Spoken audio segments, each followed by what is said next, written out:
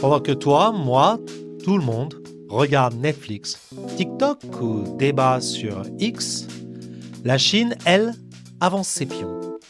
Silencieusement, méthodiquement, implacablement. Et tu sais où ? En Afrique.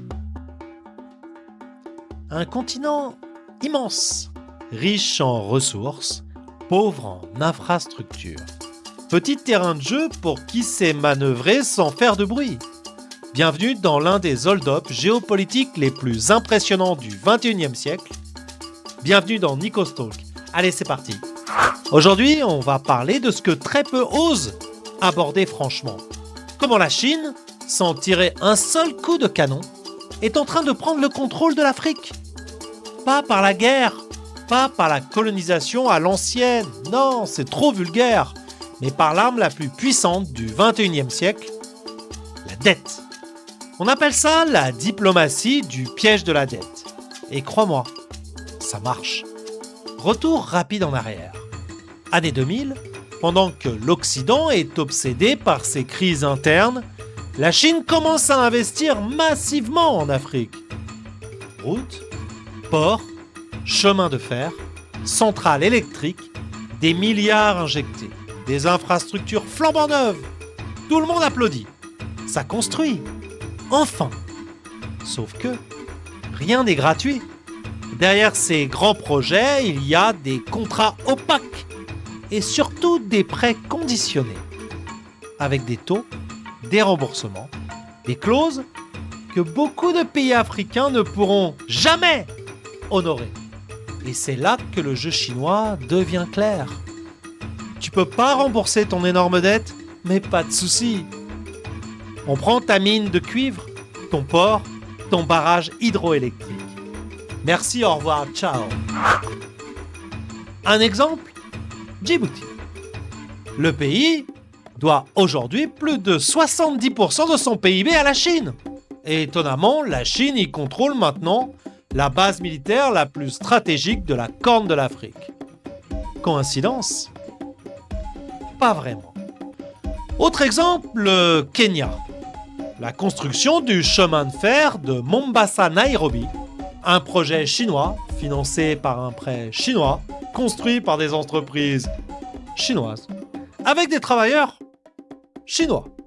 Et aujourd'hui, le Kenya est à deux doigts de perdre son principal port, Mombasa, faute de pouvoir rembourser.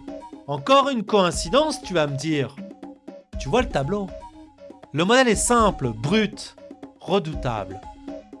Prêt à des pays en difficulté, construction rapide d'infrastructures essentielles, endettement écrasant, prise de contrôle d'actifs stratégiques, mais à l'échelle planétaire. Et devine quoi ? La Chine gagne à tous les coups. Alors, mais pourquoi personne ne réagit ? Pourquoi les Occidentaux regardent ailleurs pendant que l'Afrique est vendue par petits bouts ? 3 raisons simples. Premièrement, l'Occident est occupé à gérer ses propres crises. Inflation, dette, instabilité politique. En 2, les pays africains ont besoin d'argent immédiatement, pas dans 10 ans. Et la Chine, elle, répond présent, immédiatement. Et en 3, critiquer la Chine en Afrique, c'est s'exposer à être accusé de colonialisme, ou encore même de racisme. Bref, tout le monde ferme sa gueule. Et la Chine avance, souriante, silencieuse. Fatale, une vraie drama queen. Et attention, c'est pas juste pour construire des routes, c'est du contrôle stratégique. Contrôler un port, ce n'est pas juste empiler des containers, c'est contrôler les flux commerciaux. Contrôler les routes, c'est contrôler les ressources. Et contrôler les ressources, c'est contrôler le futur. Certains pays commencent à s'en rendre compte de ce piège. Ils tentent de renégocier, de chercher d'autres partenaires. Merci beaucoup, mais déjà coincés, pris à la gorge par des dettes immenses.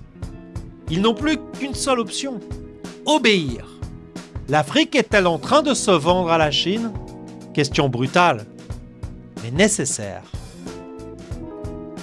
Pas pour accuser, pas pour juger, mais pour comprendre ce qui est en train de se passer. Parce que ce qui se joue en Afrique aujourd'hui, c'est une partie du futur économique mondial. Et crois-moi, personne ne va venir sonner la cloche pour te prévenir.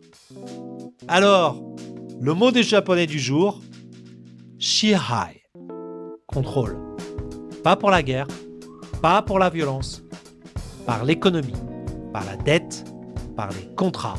Le vrai pouvoir aujourd'hui se prend en silence. Nikos Talk, ici, on met la lumière sur ce que les autres veulent laisser dans l'ombre. Alors, abonne-toi, active la cloche et bientôt dans un nouvel épisode. Matana!